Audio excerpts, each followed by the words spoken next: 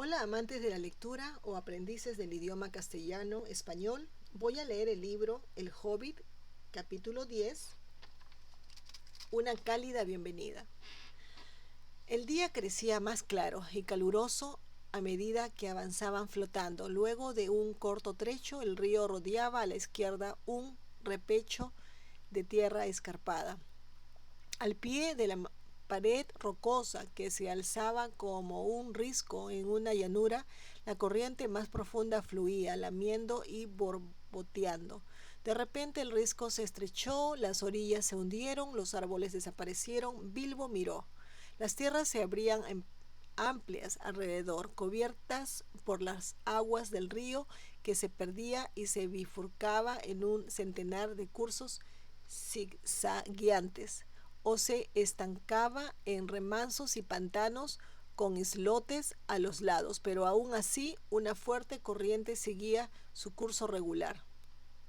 Y allá, a lo lejos, mostrando la cima oscura, entre retazos de nubes, allá amanecedora, asomaba las montañas, los picos más profundos de la zona noreste y el hundido valle que los unía no alcanzaban a distinguirse. Sola y adusta, la montana contemplaba el bosque por encima de los pantanos. La montaña solitaria. Bilbo había viajado mucho y había pasado muchas aventuras para verla y ahora no le gustaba nada. Mientras escuchaba la conversación de los elfos en la almadia e hilaba los pedazos de información que dejaban caer, pronto comprendió que era muy afortunado para haberla visto, aún desde lejos. Había sufrido mucho cuando cayó prisionero y ahora no encontraba una postura cómoda, por no mencionar a los pobres enanos debajo de él, y sin embargo no se había dado cuenta de la suerte que había tenido. La conversación que refería solo el comercio que iba y venía por los canales y el incremento del tráfico en el río, pues las carreteras del este que conducían el bosque negro habían desaparecido o dejaron de utilizarse, y además los hombres del lago y los elfos del bosque se habían disputado el dominio del río, del bosque y el cuidado de las riberas. Estos territorios habían cambiado mucho desde los días en que los enanos moraban en la montaña, días que para la mayoría de la gente solo eran ahora una vaga tradición. Habían cambiado aún en años recientes y desde las últimas noticias que Gandalf tenía de ellos. Inundaciones y lluvias habían aumentado el caudal de las aguas en el este, y habían habido uno o dos terremotos que algunos se inclinaron a atribuir al dragón, mientras señalaban la montaña con una maldición y un ominoso movimiento de cabeza. Los pantanos y ciénagas se habían extendido más y más a ambos lados, los senderos habían desaparecido y los jinetes o caminantes hubieran tenido un destino similar si hubiesen intentado encontrar los viejos caminos. El sendero elfo que cruzaba el bosque y que los enanos habían tomado siguiendo el consejo de Beom, ahora llegaba a un dudoso e insólito final en el borde oriental del bosque. Solo el río era aún un trayecto seguro desde el Indi norte del bosque negro hasta las lejanas planicies sombreadas por la montaña, y el río estaba vigilado por el rey de los elfos del bosque. Así que, como veis, Bilbo había tomado al final el único camino que era en realidad bueno. El señor Bolsón hubiera podido sentirse reconfortado mientras temblaba sobre los barriles, si hubiese sabido que noticias de todo esto habían llegado a Gandalf allá lejos, preocupándolo de veras, y que estaba a punto de acabar otro asunto que nos venía a acuerdo mencionar en este relato. Si se disponía a regresar en busca de la gente de Thorin, pero Bilbo no lo sabía.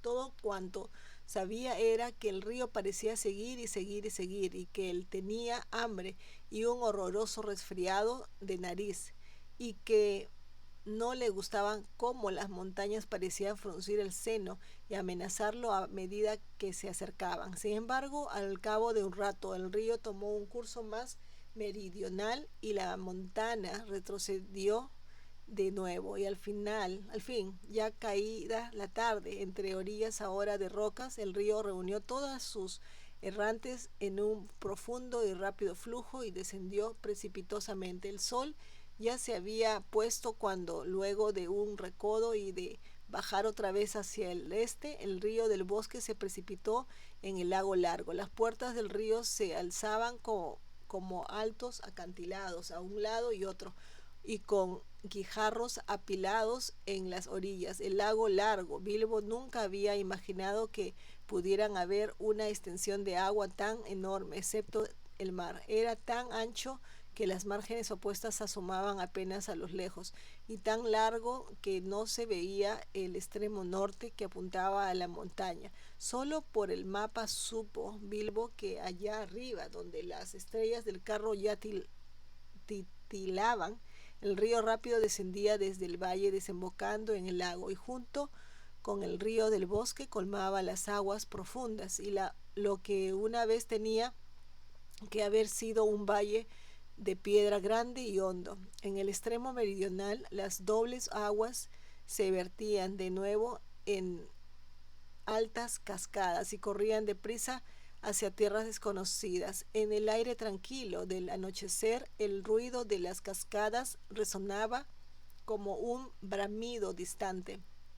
No lejos de la boca del río, del bosque, se alzaba la extraña ciudad de la que hablarán los elfos en las bodegas del rey. No estaba emplazada en la orilla, aunque había allí unas cuantas cabañas y construcciones, sino sobre la superficie misma del lago, en una apacible bahía protegida de los remolinos del río por un premonitorio de la roca. Un gran puente de madera se extendía hasta unos enormes troncos que sostenían una bulliciosa ciudad, también de madera, no una ciudad de elfos, sino de hombres, que aún se atrevían a vivir a la sombra de la distante montana del dragón. Sacaban aún algún provecho del tráfico que venía desde el sur, río arriba, y que en el trayecto de las cascadas eran transportado por tierra hasta la ciudad. Pero en los grandes días del antaño, cuando el valle norte era rico y próspero, ellos habían sido poderosos, hombres de fortuna, y vastas flotas de barcos habían poblado aquellas aguas, y algunos llevaban oro y otros guerreros con armaduras, y allí se habían conocido guerras y hazañas que ahora eran solo una leyenda. A lo largo de las orillas podían verse aún los pilotes carcomidos de una ciudad más grande cuando bajaban las aguas durante las sequías, pero los hombres poco recordaban de todo aquello, aunque algunos todavía cantaban viejas canciones sobre los reyes enanos de la montaña. Thor y Traín traían de la raza de Durin y sobre la llegada del dragón y la caída de los señores del valle. Algunos cantaban también que Thor y Traín volverían un día y que el oro correría en ríos por las compuertas de la montaña y que en todo aquel país se oirían canciones nuevas y risas nuevas, pero esta agradable leyenda no afectaba mucho a los asuntos cotidianos de los hombres. Tan pronto como la almadía de barriles apareció a la vista, unos botes salieron retornando desde los pilotes de la ciudad y unas voces saludaron a los timoneles. Los elfos arrojaron cuerdas y retiraron los remos y pronto la balsa fue arrastrada fuera de la corriente del río del bosque y luego remolcada bajo el alto repecho rocoso hasta la pequeña bahía de la ciudad del lago. Allí las amarraron no lejos de la cabecera del puente. Pronto vendrían hombres del sur y se llevarían algunos de los barriles y otros los cargarían con mercancías que habían traído consigo para devolverlas río arriba a la morada de los elfos del bosque. Mientras tanto, los barriles quedaron en el agua y los elfos de la almadía y los barqueros fueron a celebrarlo en la ciudad del lago. Se hubieran sorprendido si hubiesen visto lo que ocurrió allá abajo en la orilla. Después de que se fueran, ya caída la noche, Bilbo soltó ante todo un barril y lo empujó hasta la orilla, donde lo abrió. Se oyeron unos quejidos y un enano de aspecto lastimoso salió arrastrándose. Unas pajas húmedas se le habían enredado en la barba enmarañada. Estaba tan dolorido y entumecido con tantas magulladuras y cardenales que apenas pudo sostenerse en pie y atravesar a tumbos el agua poco profunda. Y siguió lamentándose tendido en la orilla. Tenía una mirada famélica y salvaje, como la de un perro encadenado y olvidado en la perrera toda una semana. Era Thorin, aunque solo podríais reconocerlo por la cadena de oro y por el color de capuchón celeste, ahora sucia y andrajoso, con la borla de plata de lustrada. Tuvo que pasar algún tiempo antes de que volviese a ser amable con el hobbit. Bien, ¿estás vivo o muerto?, preguntó Bilbo, un tanto malhumorado. Quizá había olvidado que él por lo menos había tenido una buena comida más que los enanos, y también los brazos y piernas libres, y no hablemos de la mayor ración de aire. ¿Estás todavía preso o libre? Si quieres comida y si quieres continuar con esta estúpida aventura, es tuya al fin y al cabo y no mía. Mejor será que sacudas los brazos, te frotes las piernas e intentes ayudarme a sacarla a los demás mientras sea posible. Por supuesto, Thorin entendió la sensatez de estas palabras y luego de unos cuantos quejidos más se incorporó y ayudó al hobbit lo mejor que pudo. En la oscuridad, chapoteando en el agua fría, tuvieron una difícil y muy desagradable tarea, tratando de dar con los barriles en los enos, dando golpes fuera y llamándolos. Solo descubrieron a unos 6 enanos capaces de contestar a estos. Los desembalaron y ayudaron a alcanzar la orilla, y allí los dejaron sentados o tumbados, quejándose y gruñendo. Estaban tan doloridos, entumecidos y empapados, que apenas si alcanzaban a darse cuenta de que los habían liberado o de que había razones para que se mostraran agradecidos. Dalín y Balín eran dos de los más afortunados y no valía la pena pedirles ayuda. Bifur y Bofur estaban menos magullados y más secos, pero permanecían tumbados y no hacían nada. Fili y Kili, sin embargo, eran jóvenes para un enano y que además habían sido mejor embalados, con paja abundante, y en toneles más pequeños emergieron casi sonrientes, con alguna de otras magulladura y un entumecimiento que pronto les desapareció. Espero no oler nunca más una manzana, dijo Philly. Mi cuba estaba toda impregnada de ese aroma. No oler ninguna otra cosa que manzanas cuando apenas puedes moverte y estás helado y enfermo de hambre es enloquecedor. Me comería hoy cualquier cosa de todo el ancho mundo durante horas y horas, pero nunca una manzana. Con una voluntariosa ayuda de Philly y Kili, Thorin y Bilbo descubrieron al fin el resto de la compañía y lo sacaron de los barriles. El pobre gordo Bombur parecía dormido e inconsciente. Dori, Nori, Ori, Oin y Gloin habían tragado mucha agua y estaban medio muertos. Tuvieron que transportarlos unos a unos y depositarlos en la orilla. Bien, aquí estamos, dijo Thorin, y supongo que tenemos que agradecerlo a nuestras estrellas y al señor Bolsón. Estoy seguro de que tiene derecho a esperarlo, aunque desearía que hubiese organizado un viaje más cómodo. No obstante, todos a vuestro servicio una vez más, señor Bolsón. Sin duda alguna nos sentiremos debidamente agradecidos cuando hayamos comido y nos recuperaremos. ¿Qué hacemos mientras tanto? Yo propondría la ciudad del lago, dijo Bilbo. ¿Qué otra cosa se puede hacer? Nadie después, desde luego, puede proponer algo distinto. Así que dejando a los otros, Thorin y Fili y Kili y el hobbit siguieron la orilla hasta el puente. A la cabecera habían guardias, aunque la vigilancia no parecía muy estricta y no era realmente necesaria desde hacía mucho tiempo, excepto por ocasionales riñas a causa de los peajes del río. Eran amigos de los elfos del bosque. Otros pueblos estaban muy lejos y algunos de los más jóvenes de la ciudad ponían abiertamente en duda la existencia de cualquier dragón en la montaña y se burlaban de los barbigrises y vejetes que decían haberlo visto volar por el cielo en sus arios mozos. Por todo esto no es de extrañar que los guardias estuviesen bebiendo y riendo junto al fuego dentro de la cabaña y no oyesen el ruido de los enanos que eran desembalados o los pasos de los cuatro exploradores. El asombro de los guardias fue enorme cuando Torín, escudo de roble, cruzó la puerta.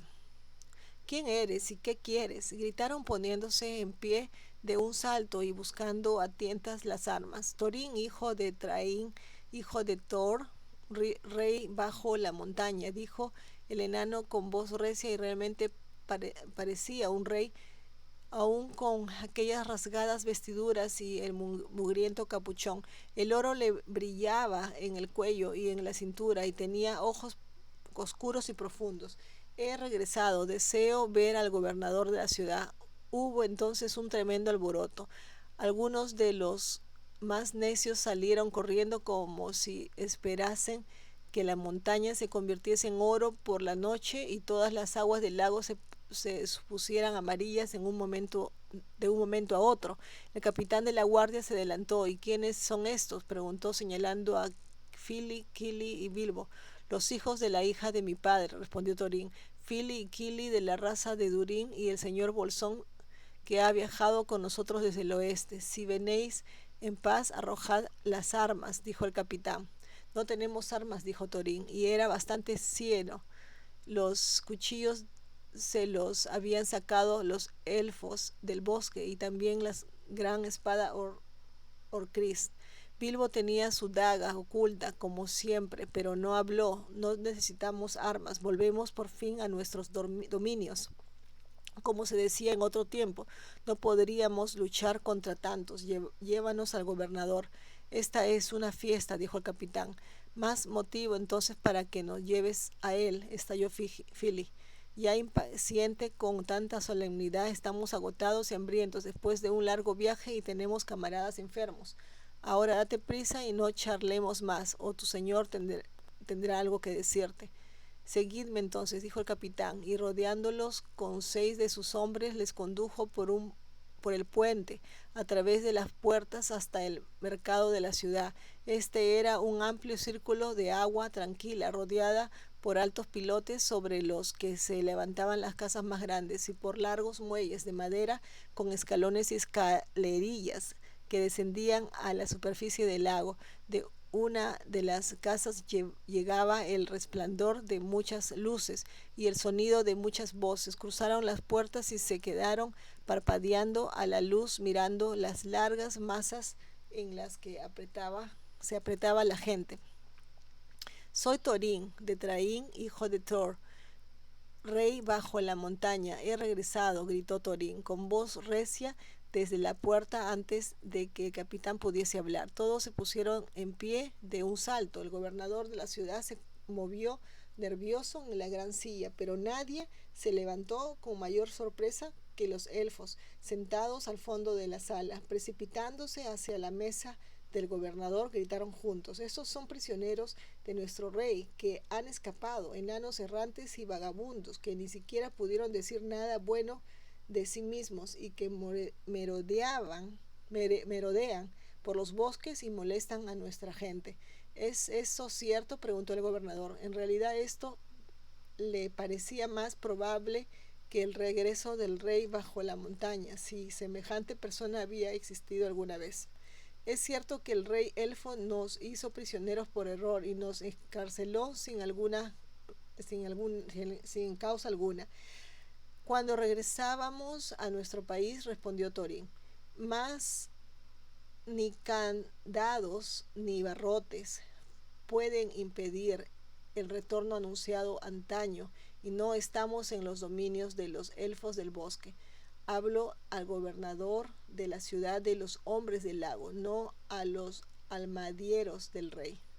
El gobernador titubeó.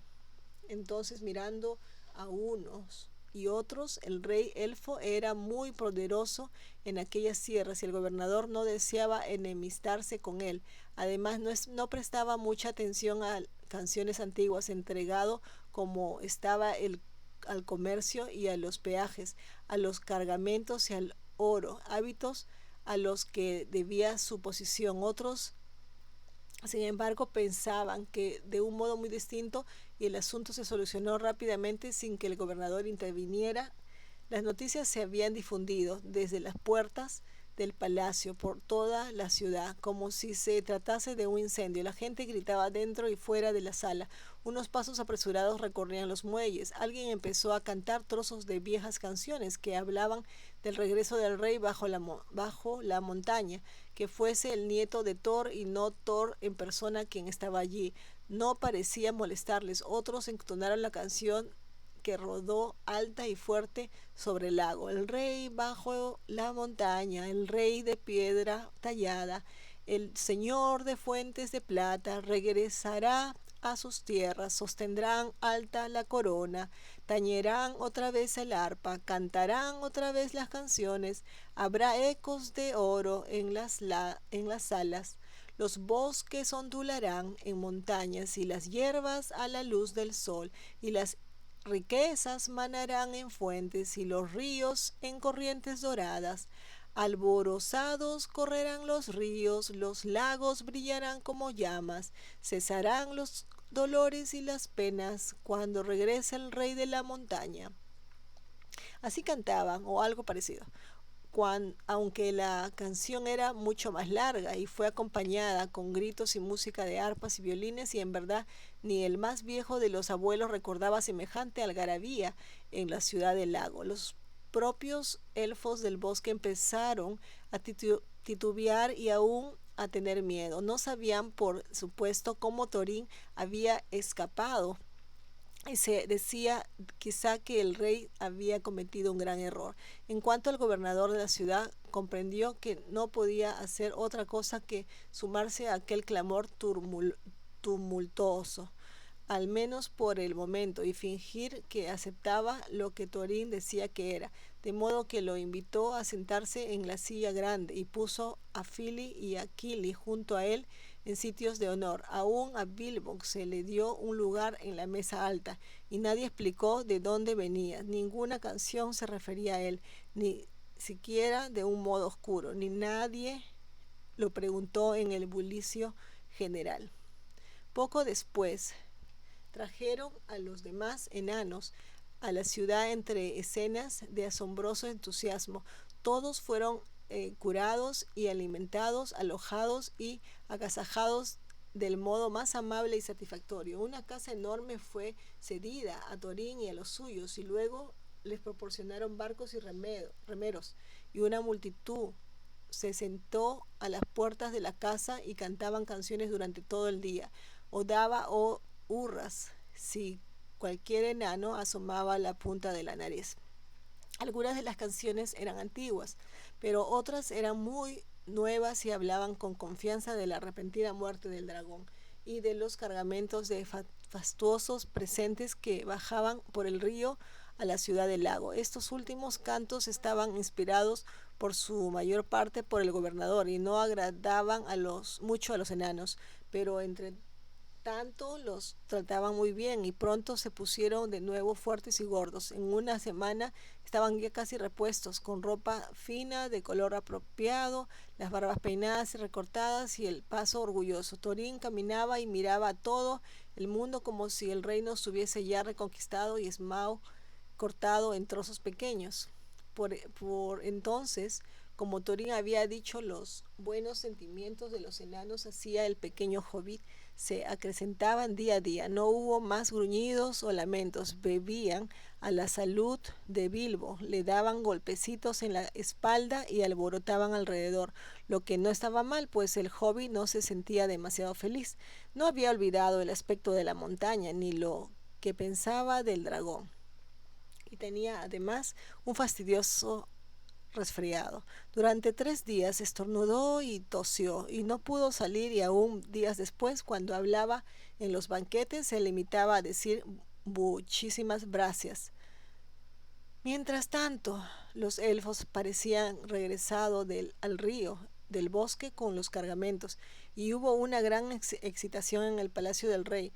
Nunca he sabido qué les ocurrió al jefe de la guardia y al mayordomo. Por supuesto, nada se dijo sobre llaves o barriles mientras los enanos permanecieron en la ciudad del lago, y Bilbo cuidó de no volverse nunca invisible. No obstante, me atrevería a decir que se suponía más de lo que se sabía, y sin duda el señor Bolsón era uno de los puntos misteriosos. De todos modos, el rey conocía ahora la misión de los enanos, o creía conocerla, y se dijo a sí mismo: muy bien, ya veremos. Ningún tesoro saldrá por el bosque negro sin que yo haya dicho la última palabra, pero espero que todos tengan un mal fin y les estaré bien empleado. De todos modos, él no creía en enanos que lucharan y mataran dragones como Smaug, y sospechaba un intento de saqueo o algo parecido, lo que demuestra que era un elfo sabio, y más sabio que los hombres de la ciudad. Aunque no acertaba del todo, como veremos más adelante, envió espías a las orillas del lago y a la montaña lejos hacia el norte, hasta donde pudieron llegar, y aguardó. A los 15 días, Thorin empezó a pensar en la partida. Mientras durase el entusiasmo en la ciudad, sería tiempo de pedir ayuda. No convenía dejar enfriar las cosas con dilaciones. Así que habló con el gobernador y los consejeros de la ciudad, y les dijo que pronto él y su compañía marcharían otra vez a la montaña. Entonces, por primera vez, el gobernador se sorprendió y aún llegó a asustarse, y se preguntó si Thorin no sería en verdad descendiente de los reyes antiguos.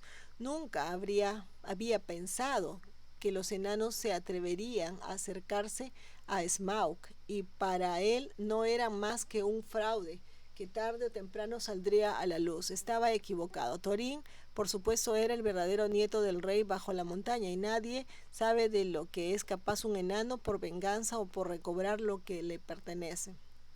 Pero el gobernador no sintió pena alguna cuando los dejó partir. La manutención de los enanos estaban arruinándolo, y desde que habían llegado, la vida en la ciudad era como unas largas vacaciones con los negocios en punto muerto. Dejemos que se vayan y que le den la lata a Smaug. Ya veremos cómo los recibe, pensó. Ciertamente Thorin, hijo de Traín, hijo de Tron, fue lo que dijo: tenéis que reclamar lo que es vuestro. Ha llegado la hora que se anuncie tiempo atrás. Tendréis toda la ayuda que podamos daros, y confiamos en vuestra gratitud cuando reconquistéis el reino. De modo que un buen día, aunque el otoño estaba ya bastante avanzado y los vientos eran fríos y las hojas caían rápidas, 3 grandes embarcaciones dejaron la ciudad del lago, cargados con remeros, enanos y el señor Bolsón y muchas provisiones. Habían enviado caballos y poneys que llegarían al apeadero señalado, dando un rodeo por senderos tortuosos. El gobernador y los consejeros de la ciudad los despidieron desde los grandes escalones del ayuntamiento que bajaban hasta el lago. La gente cantaba en las ventanas y en los muelles. Los remos blancos golpearon y se hundieron en el agua, y la compañía partió hacia el norte, río arriba, en la última etapa de un largo viaje. La única persona completamente desdichada era Bilbo.